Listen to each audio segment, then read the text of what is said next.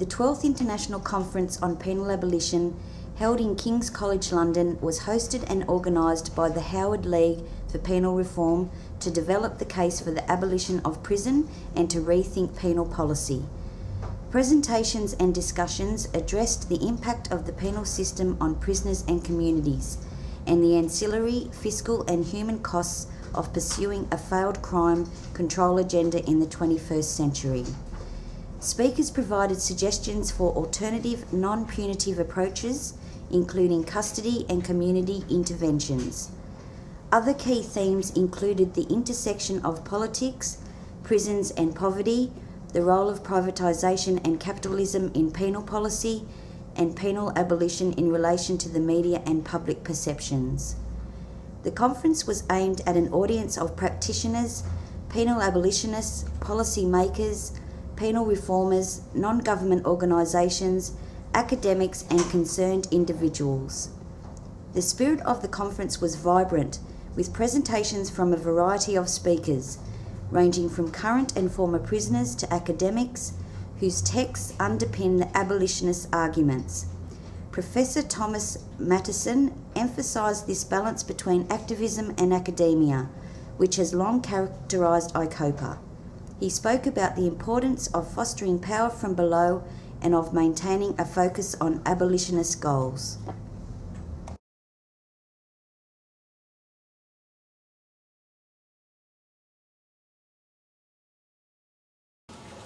As a penal reformer, I've thought of various ways over the years about how to create a scandal about what happens in our jail.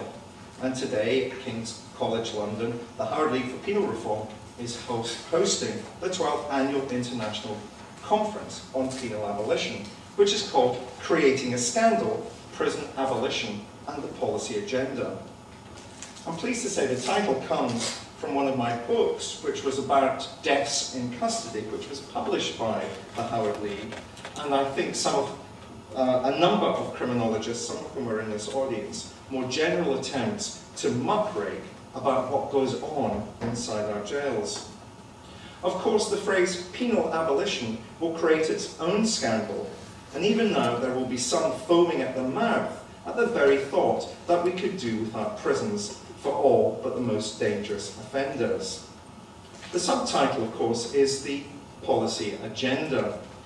And in fact, I think that one of the things that we tend not to acknowledge too often is the need to take the public with us in creating a policy agenda for some of the ideas that we're going to be discussing over the next 3 days. What I want to kind of consider today is not so much policy alternatives, but abolitionist alternatives, as Angela Davis calls them, and to try and bring abolitionism back into thinking about what interventions can be made in order to radically transform the penal system and the prison system in its present form. Now, I'm raising those issues in the context of the current political situation in this country and indeed internationally, where capitalism, both nationally and internationally, has moved into a more barbaric phase, if that was possible. And that's taken with it a form of state power, which itself has become much more intensified with regard to its interventions into the social life of countries, nationally and internationally. We've got a state form now which is much more militarised, it's much more authoritarian, it's violent, it uses torture across a whole range of penal institutions. It's much more internationalised in terms of cross-border cooperation. It lies to us, mendacity, it's mendacious, certainly in terms of the war in Iraq. For example, it's racist, it's sexist, it's classist, it's homophobic, it's ageist, it's expanding in terms of its numbers and in terms of its expenditure, in terms of its powers. It's hypocritical in terms of the way that it focuses on and criminalises particular communities while leaving the crimes of the powerful completely unaddressed in most cases. It's reconstituting itself in a new forum in terms of more privatised forms of social control emerging. And of course within that the institutions of civil society as well, such as the mass media, are playing a major role in the social construction of crime and criminality. The vital importance of nurturing an abolitionist stance has been my main message this morning. It has also been my message to say that nurturing this stance is not impossible, but certainly possible. We are on the way. The International Conference on Penal Abolition, as well as the European Group for the Study of Deviance and Social Control, and indeed the Howard League, are important participating venues. There are also others internationally. Linking these together is the crucial point. But do not let us fool ourselves.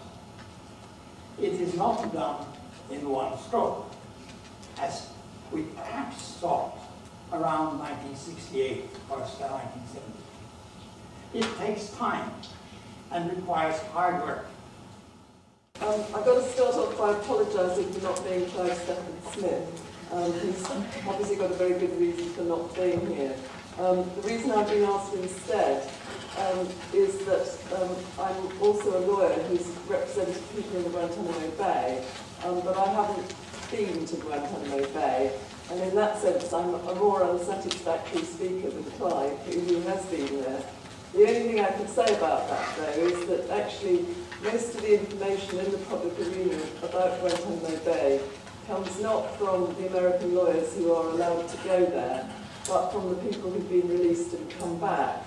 And the reason for that is because, and the reason why only US lawyers who have US citizenship are allowed to go to Guantanamo Bay is because they have to get security clearance, and they are also not allowed to bring information back without getting security clearance for it. In other words, what the US lawyers can tell you about Guantanamo Bay is censored by the US government. At the opening of the International Conference on Penal Abolition, ICOPA XII, hosted by the Howard League for Penal Reform, speakers addressed the issues concerning prison abolition and the policy agenda. Professor Joe Sim of Liverpool John Moores University said, "There must be an end to the building of new prisons in the UK and the use of academia to justify the expansion of the penal system."